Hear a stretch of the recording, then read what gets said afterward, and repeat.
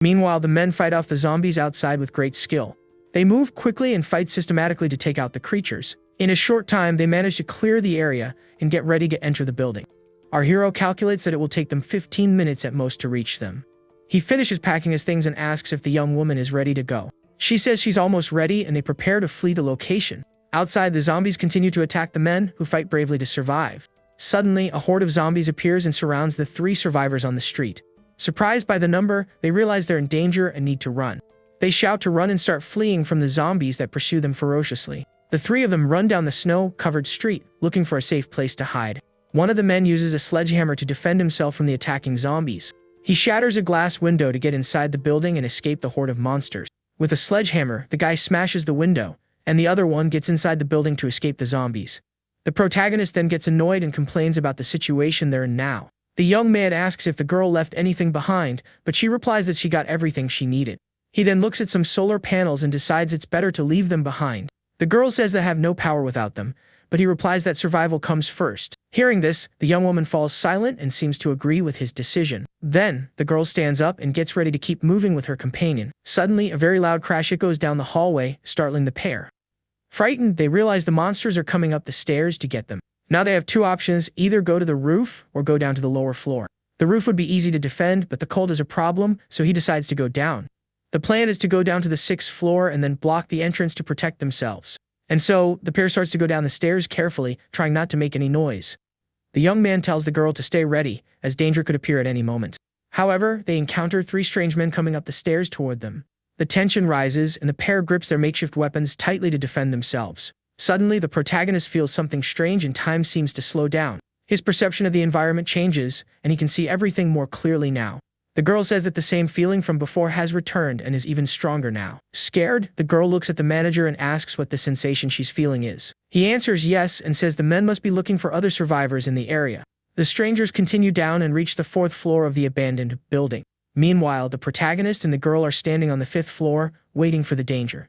He warns that the enemies are coming, and the girl says she already knows and is prepared. The 2 get into position, firmly holding their makeshift weapons for the fight.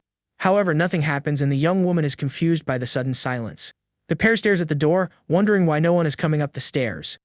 The girl then notices something different about the manager and comments that he's acting strange. Suddenly, the young man reacts sharply and moves quickly away from the door. In the same instant, a nearby glass window suddenly shatters into several pieces. The girl asks if he's okay, while the young man wonders what just happened. The young man replies that he's fine and asks about her, and she confirms she's also unharmed. He then asks if the noise was from an explosion, and the girl agrees with the idea.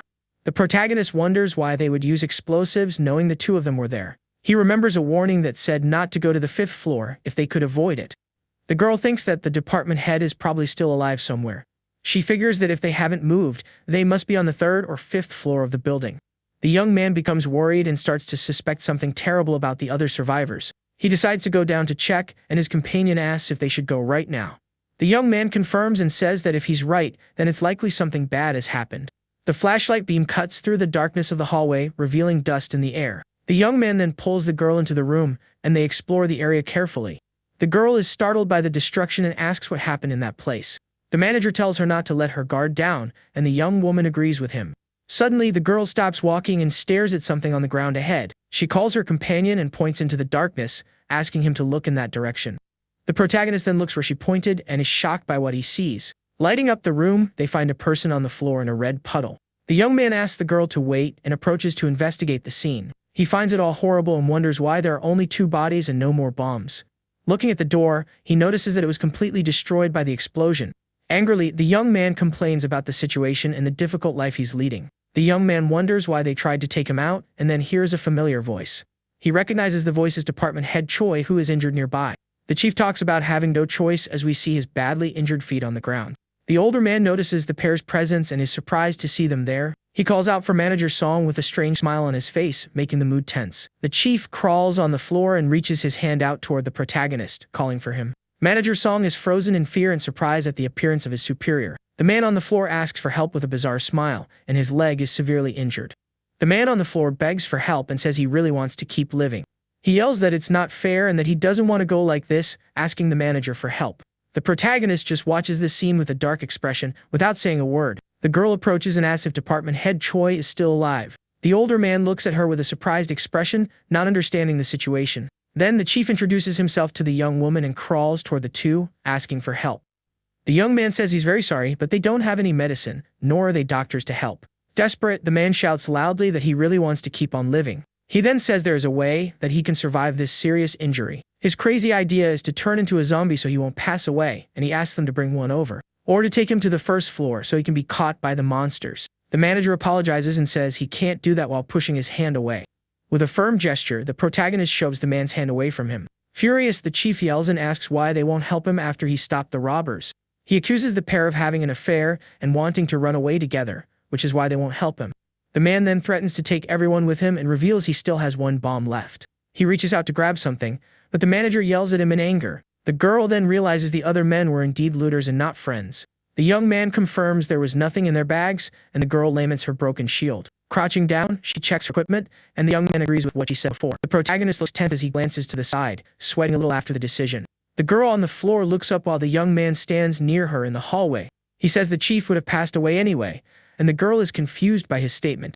The young man explains that he would have passed on from blood loss, and that this just lessened his suffering. He tells her not to feel guilty, and the girl stares at him with a sad look. The girl asks about turning into a zombie, but he says the end result would be the same. With wide eyes, the young woman seems to understand the logic behind his action. She then agrees with the young man and seems to accept the harsh reality of the situation. Through the broken window, we see the snow-covered city and the clear daytime sky outside. Suddenly, the girl points at something outside and calls the assistant manager. The young man approaches the window to see what caught his companion's attention. He's shocked to see a huge horde of zombies gathered on the street. With wide eyes, the young woman seems to understand the logic behind his action. She then agrees with the young man and seems to accept the harsh reality of the situation. Through the broken window, we see the snow-covered city and the clear daytime sky outside. Suddenly, the girl points at something outside and quickly calls for the assistant manager. The young man approaches the window to see what caught his companion's attention. He is shocked to see a huge horde of zombies gathered on the street right below them. On an online forum, people are commenting about the explosion and the large number of monsters.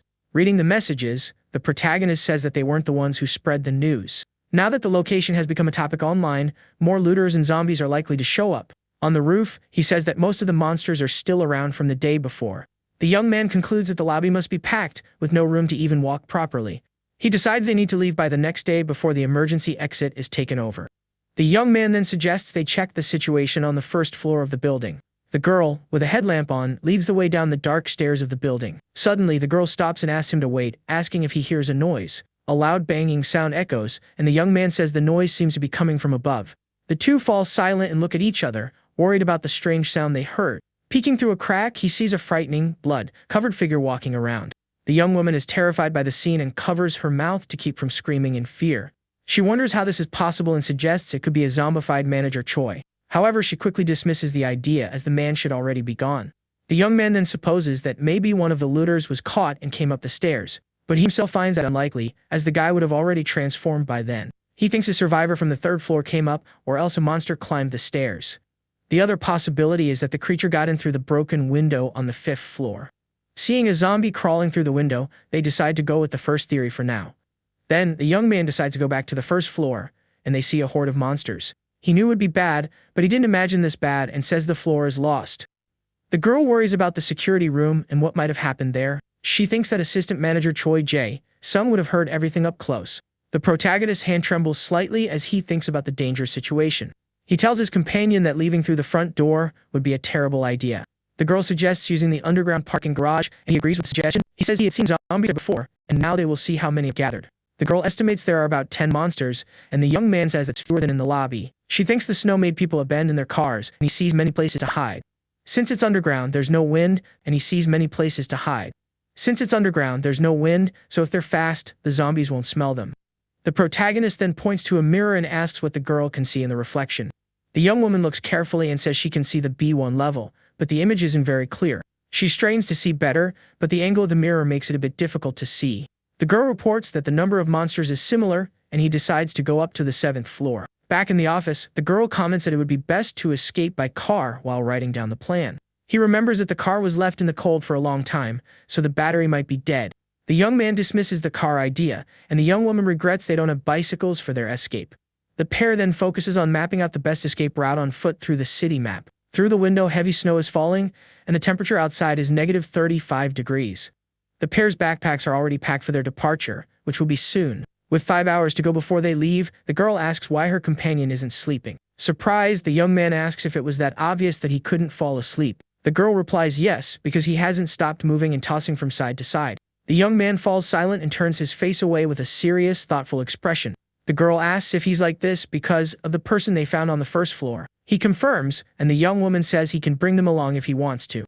The protagonist thanks her but declines, as it would put her life in danger as well. The young man says it's a shame because it was someone trustworthy, and she laments the dangerous situation outside. While they are lying down, he asks if the person can join them, and she agrees. Suddenly, the young man gets up from the table, leaving his companion a bit surprised.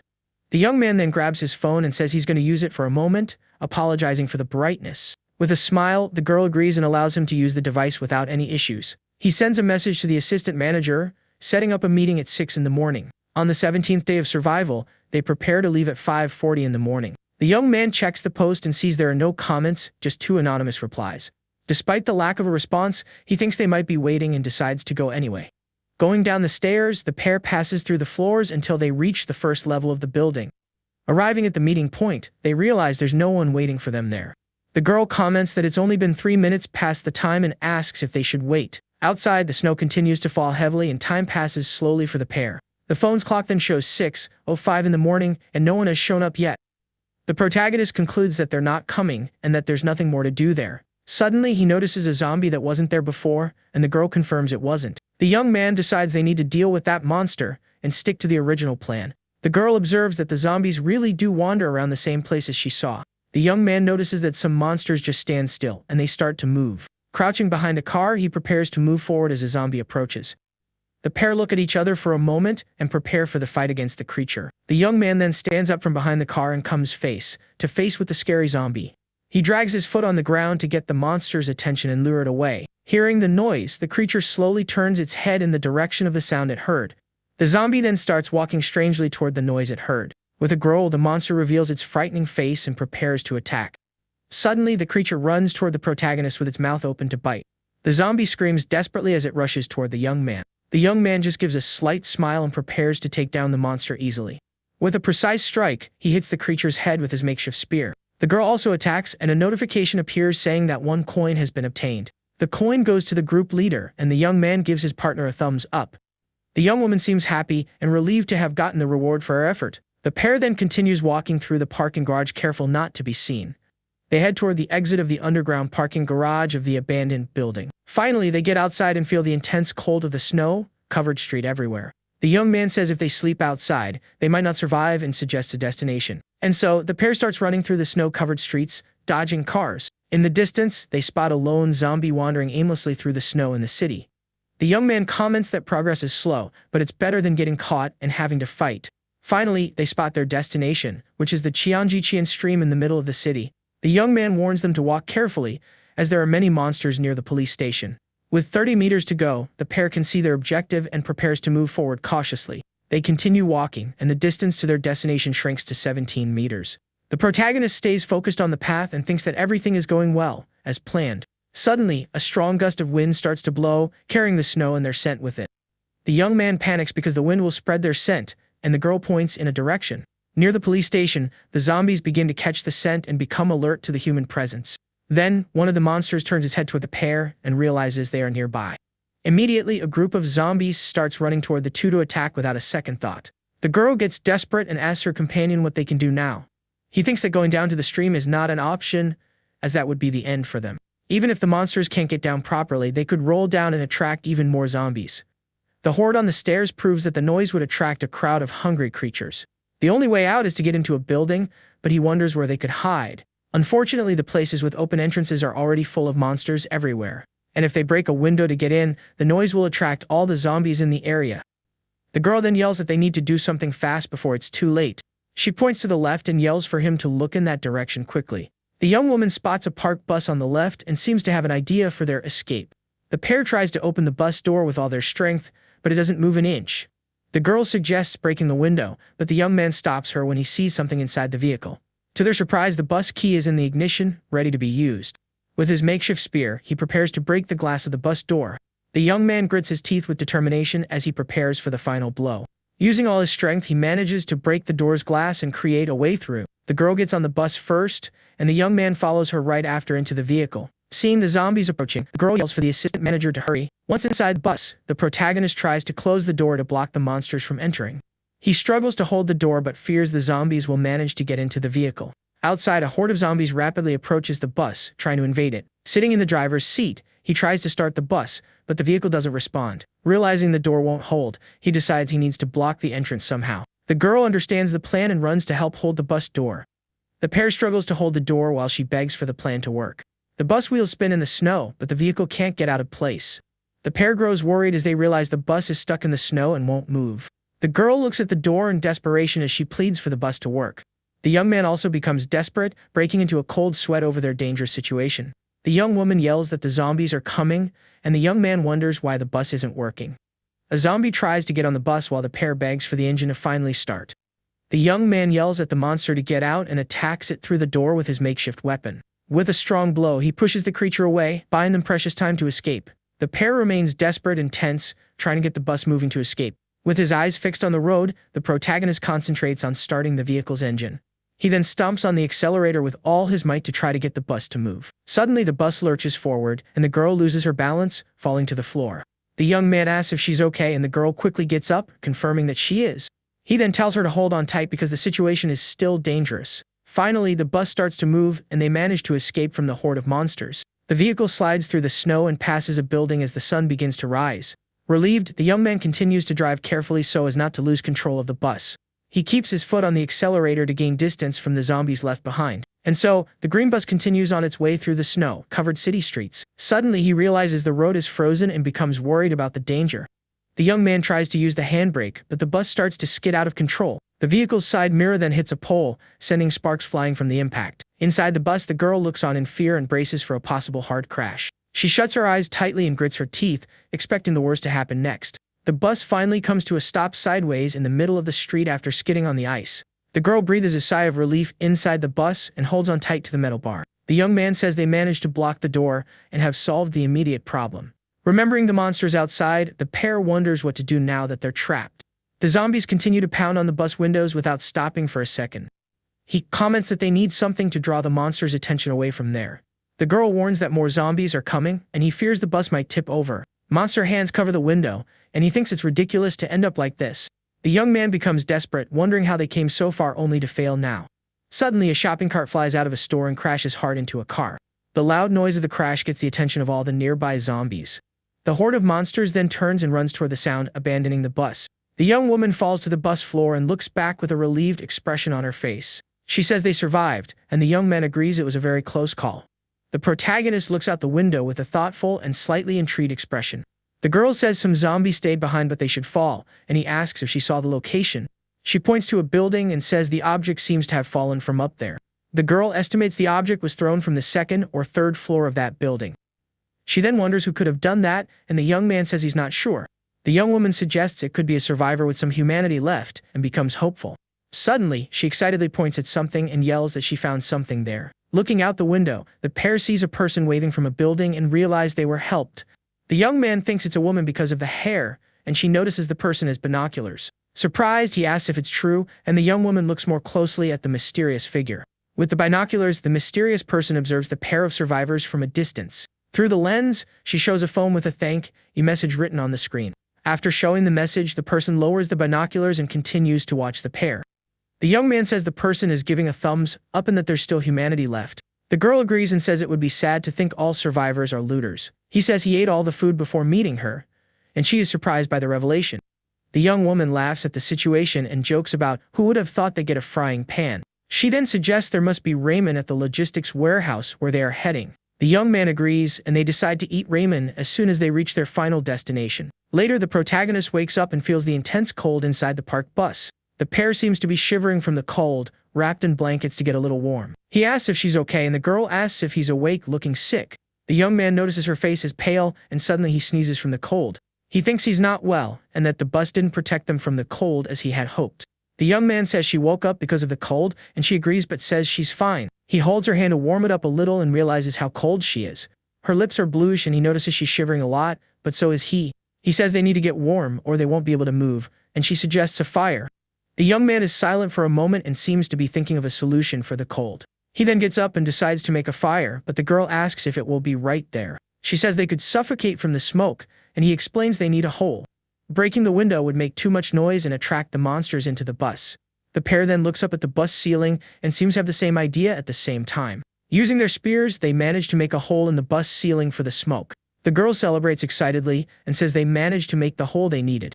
The young man praises the work and suggests making 3 more holes to ensure ventilation. The smoke begins to escape through the holes in the ceiling as the snow continues to fall outside. Sitting around the fire, they warm up, and he comments that the paper was useful.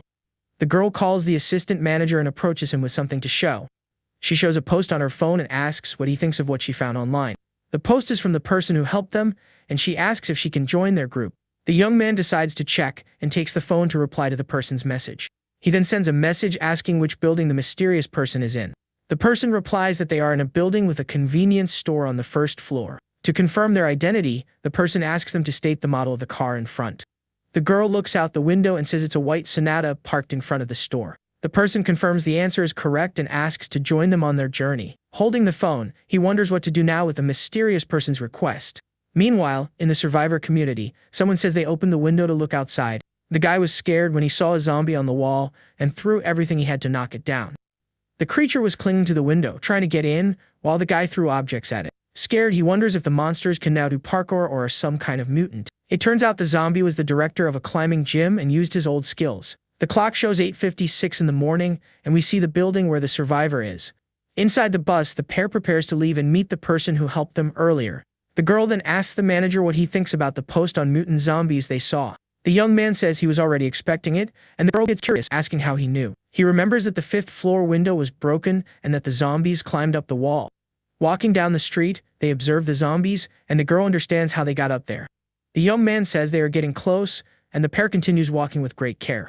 Exactly at 9 in the morning, a new character comes out of a building and walks toward them. With a serious expression, the mysterious young woman approaches the survivor couple on the street. The protagonist's companion asks if this is the person they came to meet. The newcomer waves happily, and the girl feels envious of her very warm winter jacket. The protagonist smiles and thinks that maybe they can get winter clothes now too. Suddenly, a zombie attacks the new ally from behind and throws her to the ground with great force. Lying in the snow, the young woman looks up at the sky, shocked by the surprise attack she just suffered. The pair is shocked and frozen by the horrible scene that just happened right in front of them. They watch the girl on the ground as zombie growls echo through the street. The young man covers his mouth with his hand and feels a knot in his stomach at the terrible sight. Several zombies approach, drawn by the scent, and surround the young woman lying in the snow. The protagonist realizes that if they stay there, they will also be in danger of being caught.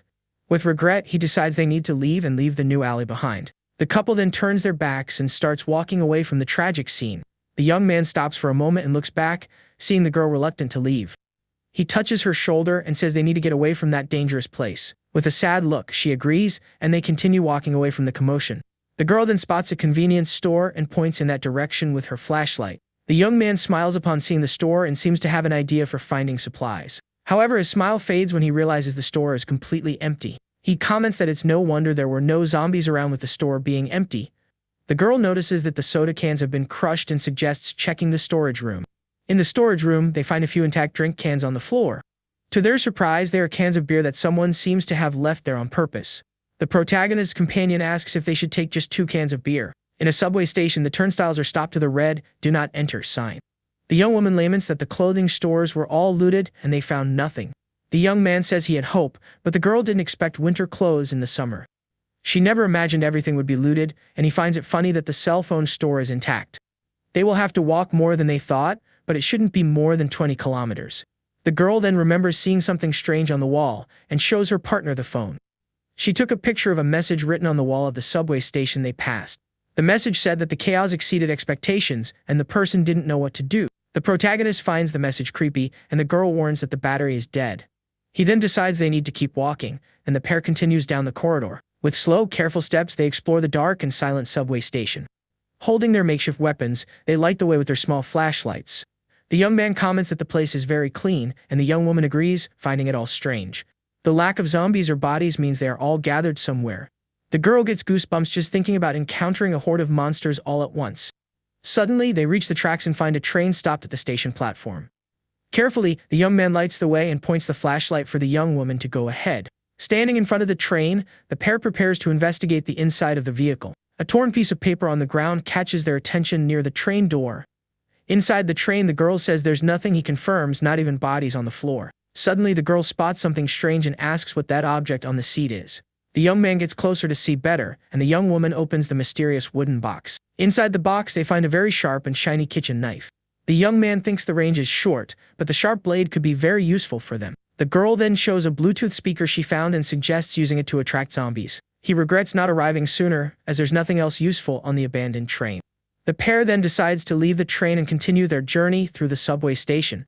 They walk carefully through the dark and silent station, moving forward. Suddenly, a tall, shadowy figure appears in the corridor, and they wonder what happened. The young man stops suddenly, and the figure in the darkness catches the pair's attention. The pair becomes alert and prepares for the danger that may lie ahead. The young man throws a rock to test its reaction, and the figure doesn't move an inch. The creature remains motionless, showing no reaction to the noise of the rock. The flashlight beam reveals a huge, terrifying zombie standing in the middle of the corridor. The young man is impressed by the monster's size, and the girl recognizes it immediately. She explains that he was a professional baseball player before retiring from the sport. The protagonist understands the reason for the monster's physique and decides to avoid a fight if possible. The pair then tries to pass the zombie silently so as not to draw its attention. Suddenly, the monster lets go and turns toward the survivors. The couple is startled by the zombie's sudden reaction and freezes in fear. The zombie then turns its head and looks directly at the pair with its lifeless eyes. Suddenly, the monster's eyes glow, and the young man realizes that a confrontation is inevitable. The young man says to use the same plan as before, and the girl runs to distract the monster. Holding his spear firmly, he prepares for the attack as the zombie advances. The monster runs toward him with impressive speed, and he is surprised. The zombie gets close and tries to attack, but the protagonist manages to defend himself in time. He manages to hit the monster's chest with the tip of the spear, creating an opening. The young man then yells for his partner to attack, while he holds the creature with his weapon. The girl takes the chance and hits the zombie's head with a golf club. The blow is so strong that the club's head shatters into pieces on impact. The girl is shocked to see her weapon broke and looks at the remaining piece. Even with the blow to the head, the zombie remains standing and turns to attack the young woman. With glowing red eyes, the creature moves quickly toward her. The young man tries to hold the monster with the spear, but the creature's strength is impressive. The spear breaks under the zombie's force, and he can't stop the attack. The monster then manages to grab the girl by the neck and lifts her into the air with ease. The young woman struggles as the zombie tightens its grip on her neck and opens its mouth. With the knife they found earlier, she manages to free herself from the creature's grasp. With eyes full of determination, the girl prepares for a counterattack. She then hits the monster's head with a precise blow using the sharp knife. The giant zombie finally falls to the ground, defeated by the young woman's accurate strike. The monster's body lies on the ground, and the pair gets a moment of peace. The young man comments that the monster's physical strength was insane, even with the spear in its shoulder. He apologizes for not holding it back, but the girl says there was nothing else they could do. The girl then holds the knife and suggests attaching it to the tip of the spear to reinforce the weapon. The young man loves the idea and says the sharp knife will increase the spear's piercing power. With duct tape, they attach the knife to the spear's tip, creating a more powerful weapon. The girl shows off the improved spear and says everything is ready for them to continue their journey. After fixing the weapon and resting, they decide to move on through the station. They pass through D-Moon Station, and the girl complains about not finding anything useful on the trains. Walking along the platform, the pair approaches the next station called Sundang. Suddenly, a loud explosion echoes through the dark tunnel ahead of them. The young man becomes alert and wonders if the noise was from a nearby explosion. He realizes they can't go in that direction and need to retreat immediately. The young man yells for them to go back, and the pair runs back to the train they were on. They hide inside the train and wait to see what caused the explosion in the tunnel. Tired and scared, the pair tries to catch their breath inside the dark train car. The girl asks what that was, and the young man tells her to be quiet so as not to attract attention. They look out the window and try to figure out what's happening in the dark tunnel. Suddenly, a loud sound of footsteps echoes down the corridor, and something approaches quickly. Desperate screams from zombies mix with the footsteps, and a horde appears in the tunnel. A crowd of monsters runs toward them, fleeing from something even more dangerous. The girl asks if they should fight, but the young man says to wait for now. Hidden, they watch the horde of zombies run past on the subway platform. The protagonist stands at the train door, holding his spear and watching the monsters. The horde continues to run desperately and passes right by the train where they are. The young man grips his spear tightly and prepares for any danger that might arise. Several zombies run and scream past the open door of the train car. The young man looks out the window and watches the horde of monsters continue down the tunnel. He sighs in relief, but the girl warns that it's too early to relax and feel safe. Looking into the dark tunnel, they realize the danger is not over yet. Now they have two options: either go to the station full of zombies that have calmed down, or head in the direction of the explosion into an unknown and dangerous place. The girl then suggests they just hide and wait for the danger to pass them by. He finds the idea too risky, as the monsters might not pass by as they did before. The slow-walking zombies might catch their scent and discover their hiding spot. The pair falls silent and thinks about what the best decision would be now. With a determined look, the young woman says she will follow the assistant manager's lead. The young man then decides to go back the way they came before the monsters see them. The pair starts running back along the platform to escape the imminent danger. Some zombies that were left behind begin to notice the survivors' presence. The protagonist runs as fast as he can and thinks they are just a little way from escaping. The young man warns that they need to climb up quickly to escape the approaching zombies. He realizes they are already in Section 3 and the monsters are getting closer. The girl grabs something from her bag as the pair prepares for the difficult climb. Sitting on the edge of the platform, the young man waits for his partner to get ready to climb. She asks where the zombies are, and he says that if they don't make any mistakes, they can escape. He then extends his hand to help her climb up to the upper platform safely. The young woman takes his hand, and he pulls her up forcefully, complaining about the slippery sweat. With sweaty hands, he holds her hand tightly so as not to let her fall in the darkness. Suddenly, her hand slips, and he can't hold onto it firmly enough. The girl then falls back onto the lower platform, and the young man becomes desperate about the fall. The zombies notice her presence and turn toward the sound of the fall. The girl is silent for a moment, still dazed from the unexpected fall. Scared, she looks at the monsters and realizes she's in a very dangerous situation. The horde of zombies then starts running toward the young woman on the platform. The protagonist desperately shouts her name from the higher platform. He yells for her to get up, and the young woman quickly stands up to escape the monsters. The young man extends his hand again and manages to grab her arm more firmly. With great effort, the pair works together to escape the rapidly approaching zombies. One of the monsters manages to grab the young man's leg and tries to pull him down. The girl looks down with a shocked and fearful expression upon seeing the zombie holding on. With a strong kick, the girl manages to get rid of the zombie that grabbed his leg. The creature falls back onto the lower platform, and the pair finally manages to climb up. Other zombies approach and surround the fallen monster to devour it without mercy. The young man yells for them to run now, and the pair moves forward on the platform in safety. They run and find a door to go up to the next level of the subway station. The pair runs up the stairs to escape the zombies still on the platform. At the top of the stairs, a zombie appears by surprise and tries to attack the protagonist head-on. The young man manages to defend himself and pushes the monster away with a well-aimed blow. The girl watches the scene with a determined look and prepares for the fight to come. The young man finishes the creature with his spear and prepares to face the next enemies. With a serious look, he turns and gets ready for the next wave of monsters that comes. The pair then advances and attacks the zombies coming up the stairs to surprise them. One of the monsters screams in pain as it's hit by the survivors with their weapons. The silhouette of a zombie is pierced by the protagonist's sharp spear in a precise strike. The girl prepares to attack with her weapon and shows her skill in hand-to-hand combat. A monster screams in pain and agony as it's hit hard by the young woman's spear. Another zombie screams desperately as the pair continues to fight for survival. The young man dodges an attack and prepares for a counter-attack against the monster. The girl lands a strong kick to a zombie's chest and knocks it to the ground with the impact. With her spear, she prepares to deliver the final blow and finish off the creature for good. After a long fight, the pair finally manages to get into a safe room in the station. Tired and injured, they sit on the floor to catch their breath and rest for a bit. The young man says that was a close call, and the girl agrees, taking a deep breath of relief. He asks how it is outside, and she says she can't see any zombies nearby. The young man then sits on the floor and takes a deep breath, feeling the relief of being alive. Suddenly, he remembers something and asks about her leg with concern. The girl looks at her boot and sees bloodstains but doesn't understand what happened. She gets scared thinking she might have been bitten but tries to calm down and deny it. The young woman then remembers feeling something brush against her leg during the chaotic fight. With wide eyes, she panics at the thought of having been infected. The young man asks her to calm down and says he will check the wound carefully. He holds her foot and sees a small scratch on her ankle, but nothing too serious. Relieved, he says it wasn't a bite but just a scratch from a zombie's claw. The girl is surprised and asks if zombies now have sharp claws too. He confirms they do and tells her not to worry because he was also scratched and is fine. The girl asks if it's true, and he reassures her with a confident and calm look. The young man states with certainty that she will be fine and doesn't need to worry about the scratch. With an expression of pain and relief, the young woman takes a deep breath and tries to calm down. She starts to cry and says she seriously thought that would be the end for her. Her leg shows a small scratch, but the injury doesn't seem to be serious.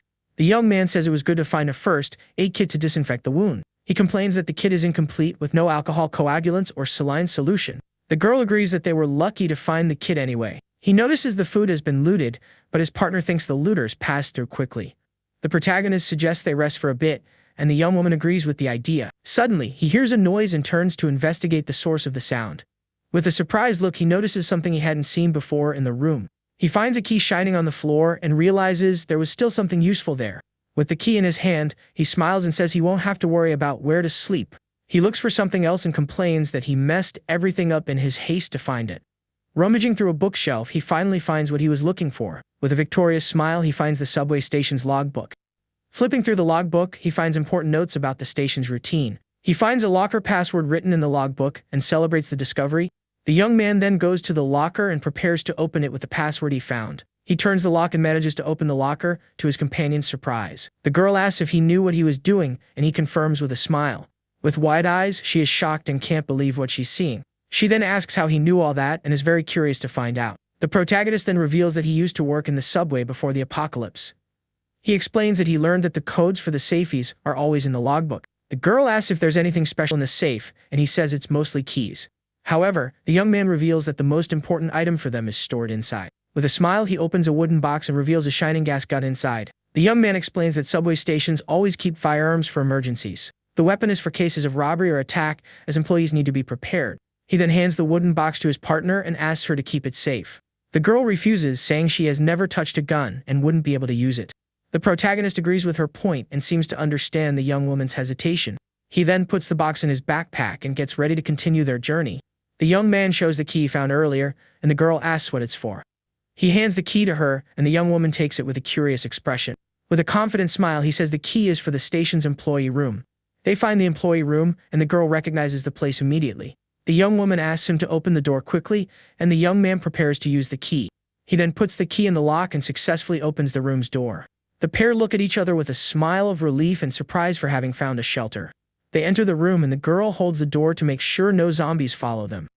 Lighting up the place, the young woman realizes the room is small and worse than her old shelter. Huddled in a corner, a strange pale man is covered by a dark cloth. Scared, the pair prepares for danger while the young man holds a drink in his hand. The girl approaches the huddled man and tries to check if he's okay or a zombie. The man then lifts his head and looks at her with a vacant, lifeless gaze. The girl realizes he has already passed on, and the huddled man is lifeless in the corner of the room. She says he doesn't look infected but rather passed from hunger, and apologizes for taking the clothes. After taking the clothes and blankets, the pair prepares to rest for a while. Lying together on the bed, the girl comments on how good it is to be able to rest in a safe place. The young man suggests taking the blankets, and she wonders if they'll be able to carry everything. He says yes, because the food is running out and their backpacks are almost empty now. The young man comments that he could fall asleep like this, and the girl tells him to rest well. The clock on the wall shows almost 1:30 in the morning, and time passes slowly for them. The protagonist thinks they have food for 2 days and need to reach the warehouse. He then looks at the system and sees a set of winter clothes for 3 coins.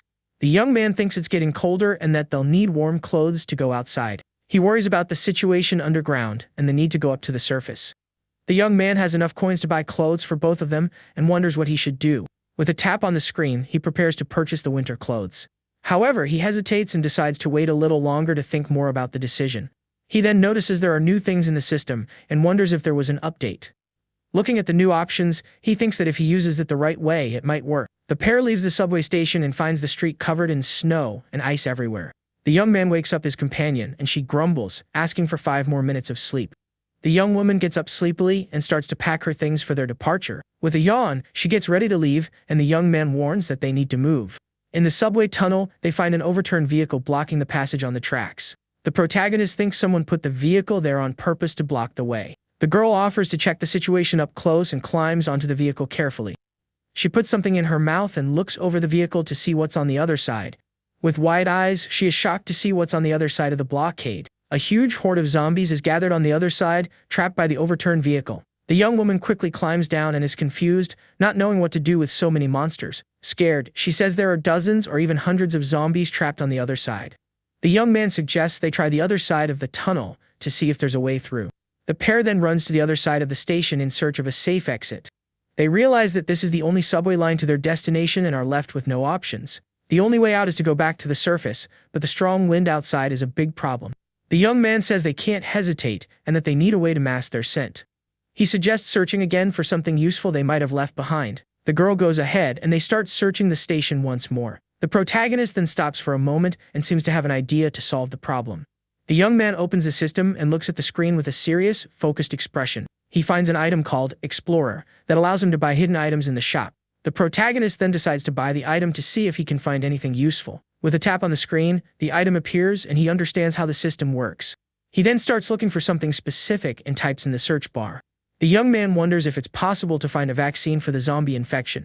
Hopefully, he types the word vaccine in the search and waits for the result. Unfortunately, the system finds no results for his search. He tries other words like conobodies and virus vaccine, but nothing works. No results are found and the Explorer item is not consumed by the system.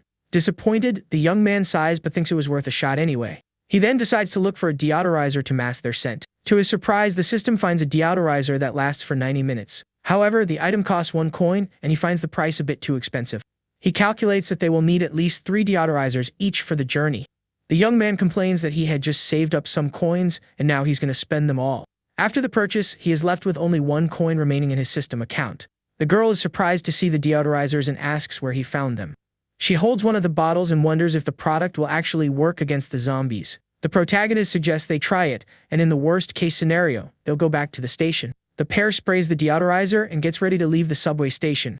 He asks if she's ready and the girl confirms with a determined expression. They then leave the station and face the snow-covered street and the strong wind. A street sign points the way to Udong, the pair's final destination. The young man warns them to go slowly, as they could encounter zombies at any moment. The strong wind blows, and the young man covers his face with his arm to stay warm. The girl then spots a zombie and warns the assistant manager to be on alert. A lone female zombie walks through the snow and passes near the pair of survivors. The pair wonders if the deodorizer is really working as expected. The creature passes them by without noticing their presence and continues walking down the street. They are shocked to realize the zombie didn't notice them and wonder why. The zombie turns for a moment but doesn't seem to smell the survivors. The monster then moves away and continues on its path, leaving the pair in safety. Relieved, the girl smiles and says the deodorizer really works very well. The young man agrees and tells them to stay strong and keep going on their journey. They then spot a gun shop that is still intact in the middle of the city. The protagonist decides it's better not to risk it, as whoever is inside will be armed. A street sign shows the direction to a cafe and a food alley nearby. Finally, they spot Soyu Station and realize they are close to their destination. The young man regrets that he expected to be in Udong by now, but their progress was slower. The pair decides to find a place to spend the night and splits up to search. The girl observes that there aren't many places without broken windows to take shelter in. The young man tries to open a door but realizes it's locked from the inside. Looking through the window, he sees the silhouette of people inside the building and backs away. He decides that's not a good place and continues to look for a safe shelter. The pair walks through the deep snow, and the intense cold starts to affect both of them. The protagonist asks if his partner found anything, but she says it's been difficult. They need a place without zombies but secure enough to keep them out. The young man then calls the young woman's attention to a staircase he found. He suggests they try climbing it to see if they can find a safe place on the upper floor. The pair goes up the stairs and explores the upper floor carefully, trying not to make noise. The girl says the place looks clean and with no zombies nearby to threaten them. She then tries to open a door but realizes it's also locked from the inside. The young woman looks at the locked door and gets frustrated with their bad luck. She suggests breaking the door, but he says the sound of the glass will attract the monsters. Suddenly, the protagonist asks her to wait and seems to have another idea. He says there might be another way in, and the girl follows him up the stairs. The young man then approaches a mailbox on the wall and observes it carefully. He clenches his fist with determination and thinks there must be a key inside. With a focused look, he prepares to open the mailbox and search for the key. With a victorious smile, the young man shows the key he found in the mailbox. The girl is shocked and celebrates the luck they had in finding the key. She asks how he knew, and the young man explains that the cafe stays open late. With the key in hand, he prepares to open the cafe door and find a shelter. He explains that the employees had a spare key to avoid shift mix-ups. Inside the cafe, they find several bags of flour stacked in a corner. The young woman is surprised to see the flour and eggs and notices that everything is intact. The young man decides to leave the flour for later, as it's too heavy to carry now. The girl suggests hiding the flour, and the young man agrees with her great idea. He smiles and thinks they were very lucky to find that place to spend the night. The young man also found a portable charger and a wristwatch in the location. They hope to reach the warehouse the next day, as they only have 4 chocolate bars left. The girl worries about the possibility of finding other people at the warehouse. The protagonist suggests creating a code word in case one of them gets into danger. His partner looks thoughtful and tries to come up with the best code word to use. With a bright look, the young woman seems to have an idea for their secret word. She then suggests a code based on the type of weapon the enemy is using. If it's a long-range weapon, they should speak casually and in a relaxed manner. If it's a short-range weapon, they should use more polite and formal language. And if the situation is uncertain or they need to escape, they should use the word senior. The young woman clasps her hands and says that way their words won't stand out too much. She explains that this way they can talk more naturally without raising suspicion. The young man agrees with the plan and says his partner's idea is very good and clever. Suddenly, a lightning bolt cuts across the sky and lights up the room where the pair is resting. They look out the window and are surprised to see lightning while it's snowing outside. The protagonist says the snow will pile up even more, and the next day will be tougher. The girl decides to rest first and lies down on the table to get some sleep. The young man keeps watch while his companion sleeps, and time passes slowly for him. Suddenly, he hears a strange noise and gets up to investigate the source of the sound. A motorcycle speeds by on the snow-covered street, catching his attention. He wonders why someone would be moving at that time of night in the city. The young man notices the motorcycle is heading in the same direction as them and becomes suspicious. Suddenly, the motorcyclist stops, and the pair watches the scene with great attention and caution. The young man notices something strange and sees a group of zombies approaching the motorcyclist. The horde of monsters surrounds the man on the motorcycle, and the situation becomes increasingly tense. The young woman wakes up from the noise and asks what's happening, and he explains the situation. The protagonist says that even if only part of the horde stays, there will still be more zombies than before.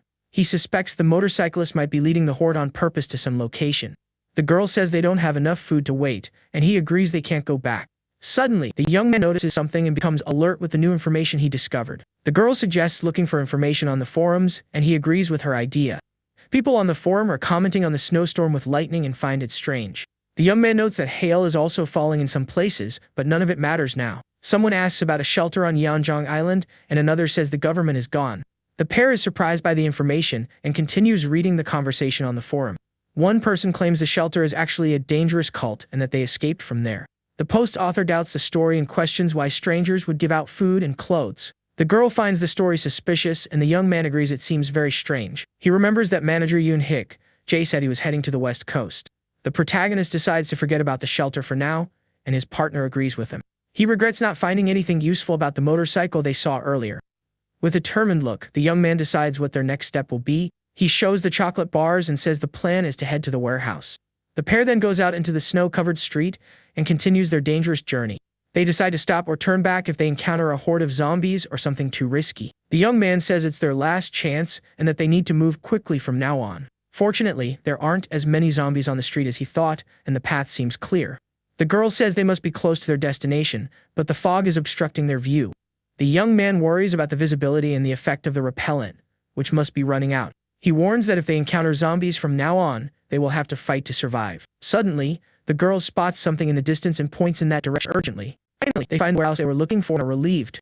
The young man gets excited and says that with so many supplies, they won't have to worry. The young woman tries to open the gate but realizes it's locked and won't move. She remembers the place was open before and is confused by the change. The protagonist becomes thoughtful and suspects something strange is happening there. The girl then notices that the barbed wire fence wasn't there before either. He asks if she has been there recently, and the young woman says not for a few months. The young man decides to look for a way in, and they start walking around the place. The girl looks around and prepares for what she might find inside the warehouse. She then spots a weak point in the fence and says she will jump the wall to get in. The young woman points to the fence and says that section seems weaker than the rest. The protagonist stops her and says it's too dangerous to go in without knowing what's inside. He finds it suspicious that this is the only unprotected spot but sees no other option. The young man is silent for a moment and seems to make an important decision.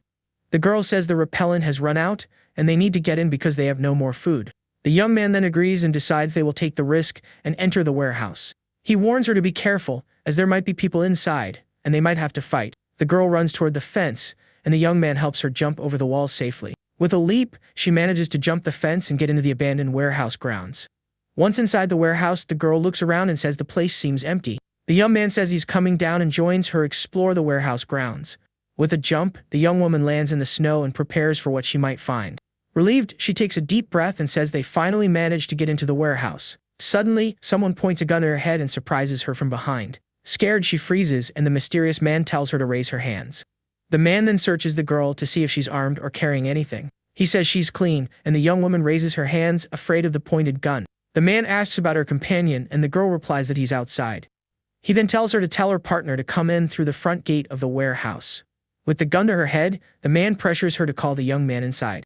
Using the secret code, the young woman yells, "Oppa," and asks him to come to the front gate. Outside, the young man hears the call and realizes someone is with her inside. He understands the message and knows there is only one enemy with a long-range weapon. The protagonist prepares to act and grabs his backpack to get something important. He then takes out the gas gun they found at the subway station before arriving. The young man yells that he understands and prepares to enter the warehouse to save his partner. Inside the warehouse, the mysterious man tells her to tell the young man to drop his weapon. The protagonist throws his spear on the ground and deduces it's just one-armed man with a gun. The man then yells for him to drop the weapon, and the situation gets increasingly tense. The young man throws his spear on the ground, and the mysterious man watches him from a distance. The protagonist then turns and shows he is unarmed for the captor to see. The man yells for him to move forward, and the young man obeys, walking slowly in that direction. He realizes the gas gun is a short range and needs to get closer. The young man then yells that he has already dropped his weapon, and asks the man to release his companion. The captor ignores him and prepares for what might happen next in the snow. With a swift movement, he pushes the girl and prepares for the final confrontation. The protagonist approaches slowly and waits for the right moment to use his weapon. The young woman then gives the signal and yells no, for her partner to attack the mysterious man. The young man pulls out the gas gun and fires in the direction of the captor with precision. The man is surprised to see that the protagonist also has a weapon and gets ready. He fires in the young man's direction, but the protagonist manages to protect himself from the shot. The young man feels the pain of the grazing shot but manages to stay firm in the fight. The captor also fires, but the protagonist manages to dodge the shots. The man fires into the air, and the sound of the shot echoes through the snow-covered street. Furious, the captor complains and fires several times in the direction of the young man, who protects himself. The girl takes advantage of the distraction and throws herself at the man, trying to disarm him. She manages to grab his arm and prevents him from firing at her partner again. With a strong blow, the young woman manages to disarm the man, and the gun falls into the snow. The protagonist yells for the man to let her go and points to his backpack, showing something. The young man then throws a can of repellent at the captor, distracting the guy for a moment. Suddenly, the protagonist gets punched by someone who appeared out of nowhere and falls to his knees. The girl yells for them to just take what they want and leave the two of them alone. The young man realizes with shock that the man wasn't alone and had a hidden accomplice. To make matters worse, the gunshots have attracted a horde of zombies to their warehouse. The protagonist yells for his partner to get the key that opens the gate for them to escape. The man on the ground refuses to hand over the key and tries to stop the young woman from taking it. She fights with the man and tries to grab the key forcefully while he yells for her to stop. The young man warns that the zombies are getting close and that they have no more time to escape. With a determined expression, the girl continues to fight to get the gate key. Tired of the situation, she delivers a well-aimed kick right between the looter's legs. With the man groaning in pain on the ground, the young woman finally manages to get the gate key. She then runs toward the lock gate to try to open the way for them. Desperate, she tries to open the padlock while her partner yells that it's not going to end there. However, the key doesn't work, and the girl panics when she sees they are trapped. Seeing the zombies approaching, the young man attacks the first one with his makeshift spear. One of the monsters manages to grab his spear, and the young man is surprised by its strength. The protagonist becomes desperate as he realizes they might not be able to escape. With all his strength, he manages to push the creature away and get rid of the monster. Right after, another zombie jumps toward him, ready to attack the survivor. Holding his spear tightly, he prepares for the fight against the advancing creature. With the spear in hand, he faces the zombie running toward him with its mouth open. The monster screams and shows its rotten teeth, ready to finish off the young man right there. The young man is shocked for a moment, but quickly regains his composure for the fight. Suddenly, he drops his weapon and another zombie grabs him from behind, leaving him defenseless. A third monster takes the opportunity and runs to attack while he is pinned. The creature throws itself against the warehouse's glass door with great force, making a noise. The two looters just watch the scene without doing anything to help the protagonist. One of the men lets out a grunt and seems pleased with the young man's tragic fate. On the ground, the young man prepares for the worst as the zombie advances on him. The girl finally manages to break the padlock and opens the gate for them to escape. Suddenly, one of the zombies is thrown forcefully against the warehouse's glass door. The girl then yells for her partner to get inside quickly because the door is now open. The pair runs desperately toward the door to finally enter the warehouse.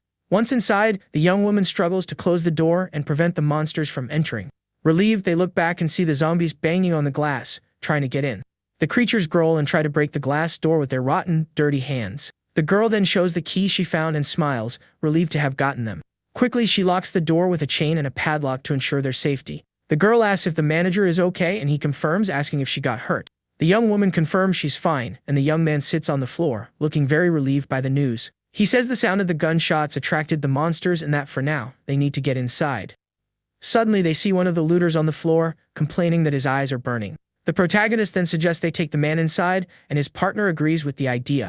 The girl then helps the man up and carries him on her back into the warehouse. Suddenly, the protagonist turns around and has a surprised expression on his face. To his shock, the other looter is assistant manager Choi, who is crying there. Manager Choi continues to cry while holding his glasses and seems very shaken. The girl asks if it's the guy from the security room, and he confirms, not having expected this. The other man tries to wipe his eyes, but the protagonist warns him not to use the towel. The young man explains that the gas effect is strong and will last for a day, making the guy annoyed. Choi says that if he had known who was, he wouldn't have attacked and takes the blame for what happened. The protagonist thanks him for his understanding, while the young woman observes him in silence. With his glasses on, Manager Choi seems calmer and picks up a hot kettle. He then offers the pair a hot tea, and the young man thanks him for the kind gesture. The girl takes a sip of the hot drink and feels the warmth spread through her body in the cold. Sitting together, the protagonist asks when Choi arrived, and he says 3 days ago. The manager then reveals that he came there because of the warehouse's solar panels. He was installing the panels that morning when he saw the pair approaching the location. The young man remembers that his partner didn't want to leave the panels and thinks he did the right thing. The young man explains he was thinking of protecting the panels with glass and has the material for it. He then asks if Manager Choi has enough supplies to survive in the warehouse. Choi replies that he has plenty of construction materials, but that food is another story. With a serious expression, he says the food situation is a bit uncertain at the moment. The girl asks if it's because the food stock is in Section 2, and the man confirms. He explains that the roof collapsed from the snow, so he only took what he could from the area. However, the food froze and didn't spoil, so with help they can get more supplies. The protagonist then sets his mug aside and prepares to ask an important question. With a nervous look, he asks if the pair can stay at the warehouse with Manager Choi. Choi is silent for a moment and seems to consider the young survivor's proposal. He agrees and says it's better to have allies to protect the place from other invaders. The pair is very happy and relieved to know they can stay at the warehouse with the manager. To their surprise, the manager reveals he was hoping to make the same request to the pair. He then touches the back of his neck and seems a bit awkward explaining his current situation. The man says that after what happened, he realized he couldn't defend the place alone. Choi explains that more people will come and that alone, he would end up losing the warehouse to looters. Having trustworthy allies is perfect, and the protagonist thanks him for the trust placed in them. Suddenly, the manager comments that the zombies are still wandering around outside the warehouse. The girl is surprised because she thought the monsters would have scattered by now. The manager then turns to the young man and asks how he got the gas gun he used. The young man says he took the gun from a police officer who took his own life to avoid becoming a zombie. The manager explains he took the gun to defend himself but ended up using it too quickly. Then he puts the gun away and asks the young man if there are any bullets left for the firearm. The manager says there are no more bullets, and the young man regrets the news as it would have been useful.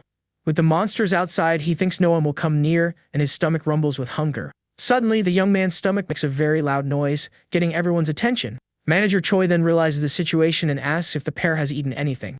Shortly after, we see a pot full of ramen cooking on their portable stove. The pair is mesmerized by the sight of the noodles and can't look away from the pot. With a smile, the manager says he will cook and that they can eat as much as they want. Suddenly, the girl gets up excitedly and seems to remember something important for dinner. She then grabs the 2 cans of beer they found earlier and celebrates the discovery. The young man celebrates the idea, and Manager Choi is surprised by the drink they had. And so, the trio sits down to enjoy the meal with 2 mugs full of beer. With his chopsticks, the young man grabs a portion of noodles and prepares to eat the meal. He then blows on the hot noodles to cool them down a bit before the first bite. With an expression of pleasure, the young man eats the hot noodles and enjoys the meal. The young man eagerly swallows the noodles and seems to be in heaven with the food's flavor. With a sigh of satisfaction, he feels refreshed and happy with the hot food. The girl also enjoys the ramen and says the broth feels like it's warming her soul. With the beer mug in his hand, he looks very happy with the meal they are having. Manager Choi then suggests they make a toast before the drink gets cold. The pair agrees with the idea, and they all toast together with their beer mugs. They toast to their new companions and the delicious ramen that seems like a gift from the heavens. After eating everything, the young man says he is completely satisfied with the meal. The girl agrees and says she had already forgotten what it felt like to have a full stomach. Eating something hot warmed their bodies, and the young man says it was worth facing the blizzard. With a full stomach and a warm body, he feels very comfortable and safe in the shelter. Having a place to rest, all worries disappear, and he feels at peace. आज last day है reimbursement का. Thanks for watching. I'm going to introduce the new manhwa. Please subscribe to the channel, like the video,